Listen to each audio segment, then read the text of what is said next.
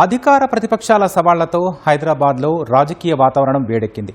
కాంగ్రెస్ హామీలు అమలు చేస్తే రాజీనామా చేసేందుకు సిద్ధమంటూ ముఖ్యమంత్రి రేవంత్ రెడ్డికి బీఆర్ఎస్ బీజేపీ నేతలు సవాళ్లు విసిరారు.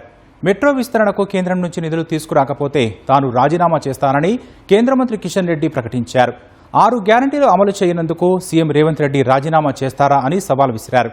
అటు హైదరాబాద్లో 24 గంటల కరెంటు ఇవ్వడం కేసీఆర్ మొదలుపెట్టారన్న కేటీఆర్ ఇచ్చిన హామీ మేరకు సీఎం రేవంత్ రెడ్డి 1 కోటి మంది మహిళలకు 1,50,000 ఇస్తే రాజీనామా చేస్తానని ప్రకటించారు. కాంగ్రెస్ ప్రభుత్వ పాలనపై హైదరాబాద్ కేంద్రంగా ప్రతిపక్ష బీఆర్ఎస్ బీజేపీ తీవ్ర విమర్శలు గుప్పించాయి. అంబర్పేటలో జరిగిన బీజేపీ కార్యకర్తల విస్తృత స్థాయి భేటీలో పాల్గొన్న కేంద్ర మంత్రి కిషన్ రెడ్డి కాంగ్రెస్ పై విమర్శలు గుప్పించారు. హైదరాబాద్ మెట్రో విస్తరణకు కేంద్రం నుంచి నిధులు తీసుకురాకపోతే తాను రాజీనామా చేస్తానని, 6 గ్యారంటీలు అమలు చేయనందుకు సీఎం రేవంత్ రెడ్డి రాజీనామా చేస్తారా అని కిషన్ రెడ్డి సవాల్ చేశారు. దశాబ్దాలుగా పెండింగ్ ఉన్న అంబర్పేట ఫ్లైఓవర్ ను పూర్తి చేసిన ఘనత మోదీ ప్రభుత్వానిదేనని కిషన్ రెడ్డి తెలిపారు. కాంగ్రెస్ బీఆర్ఎస్ నాయకులు ఎంఐఎం నేతలను రెచ్చగొట్టి ఫ్లైఓవర్ నిర్మాణాన్ని అడ్డుకోవాలని చూసినా పూర్తి చేశామని గుర్తు చేశారు. అసెంబ్లీ ఎన్నికల్లో అనేక హామీలిచ్చి వాటిని అమలు చేయకుండా తెలంగాణ ప్రజలను హస్తం పార్టీ వెన్నుపోటు పొడిచిందని కిషన్ రెడ్డి ఆగ్రహం వ్యక్తం చేశారు.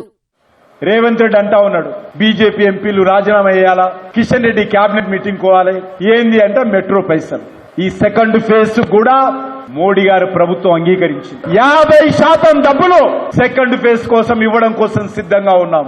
నన్ను అంటున్నాడు ఆయన, తెలంగాణ నుంచి తరిమి కొడతా. నేను భారతీయ జనతా పార్టీ కార్యకర్తని రేవంత్ రెడ్డి. నేను నరేంద్ర మోడీ గారి నాయకత్వంలో మంత్రిగా ఉన్నాను. రేవంత్ రెడ్డి, నన్ను నువ్వు తెలంగాణ నుంచి అడ్డుకోకుండా తిరుగుతావా? తెలంగాణ పొరిమేల నుంచి తరిమి కొడతావా?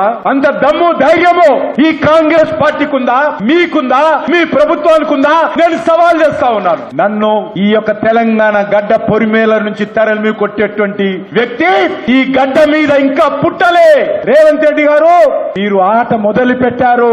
భారతీయ జనతా పార్టీ 28 లో ఆట ముగించే విధంగా కృషి చేస్తుందని మనవి చేస్తూ సెలవు తీసుకుంటున్నాం. తెలంగాణ భవన్లో ఖైరతాబాద్ ముఖ్య నాయకులతో సమావేశమైన కేటీఆర్ త్వరలోనే ఖైరతాబాద్ ఉప ఎన్నిక వస్తుందన్నారు. అప్పుడు ప్రజలు కాంగ్రెస్ కు బుద్ది చెబుతారని విశ్వాసం వ్యక్తం చేశారు. హైడ్రా పేరుతో పేదల ఇళ్లను కూల్చివేస్తున్న ప్రభుత్వానికి ప్రజలు సరైన సమాధానం చెబుతారని కేటీఆర్ స్పష్టం చేశారు. 100 రోజుల్లోనే హామీలు అమలు చేస్తామన్న రేవంత్ రెడ్డి పాలనలో సగం సమయం పూర్తయినా ఎందుకు అమలు చేయలేదని కేటీఆర్ నిలదీశారు.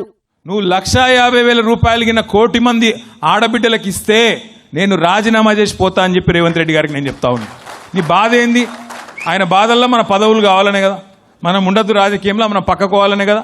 నువ్వు 1 కోటి మంది ఆడబిడ్డలకు బాకీతో సహా పోయిన 2.5 సంవత్సరాలు, వచ్చే 2.5 సంవత్సరాలు ఒక్కొక్కలకు 1,50,000 చెప్పున మొత్తం అందరికీ ఆడబిడ్డలకు నేను రాజీనామా చేస్తా. అట్లాగే మా తమ్ముళ్ళకి చెప్పినావు కదా, 4,000 రూపాయలు ఇస్తా నిరుద్యోగ భృతి అని. పోయిన 2.5 సంవత్సరాలు, వచ్చే 2.5 సంవత్సరాలు మొత్తం కలిపి 4,000 చొప్పున 40 లక్షల మంది మా తమ్ముళ్లకు చెల్లెలకి తప్పకుండా రాజకీయమే వదిలేస్తా అని చెప్పి కూడా నేను నీకు విజ్ఞప్తి చేస్తా ఉన్నా. ఒకటే మాట చెప్పిండు కేసీఆర్ గారు. ఏం చెప్పినాడంటే, గుర్తు చేయండి హైదరాబాద్ ప్రజలకి 2014 ముందు ఎట్లుండే కరెంటు పరిస్థితి, ఇంత ఘోరంగా ఉండే కేసీఆర్ రాకముందు ఒక్కసారి యాద్ చేయండి. ఆ రోజుల్లో 2014 ముందు కాంగ్రెస్ ప్రభుత్వం ఉన్నప్పుడు ఎంత ఘోరంగా ఉండే కరెంట్ అంటే, ఎండాకాలం వచ్చిందంటే ఎక్కడ కూడా కనీసం పంక తిరిగే పరిస్థితి లేదు. మధ్యాహ్నం మనకి ఇళ్లలోనే కాదు, పరిశ్రమలు నడుపుదామంటే కార్మికులు ఎవరైతే పనిచేస్తారో అక్కడ వారానికి 3 రోజులు పరిశ్రమ యజమానులు సెలవు ప్రకటిస్తుండే. అట్లాంటిది కేసీఆర్ గారు వచ్చినాక 6 నెలల లోపలనే 24 గంటల కరెంటు హైదరాబాద్ కు మళ్ళీ తిరిగి పరిచయం చేసిన నాయకుడు మన నాయకుడు కేసీఆర్ గారు. 24 గంటల కరెంట్ ఎట్లయితే ఇచ్చినామో మళ్ళీ 2028లో తిరిగి వచ్చిన తర్వాత 24 గంటలు మంచినీళ్ళు ఇచ్చే బాధ్యత కూడా మనమే తీసుకుందాం, గులాబీ జెండానే తీసుకుంటది. రేవంత్ పాలనాకాలం సగం పూర్తయిందన్న కేటీఆర్ ఫస్ట్ హాఫ్ అంతా అట్టర్ ఫ్లాప్ అని విమర్శించారు.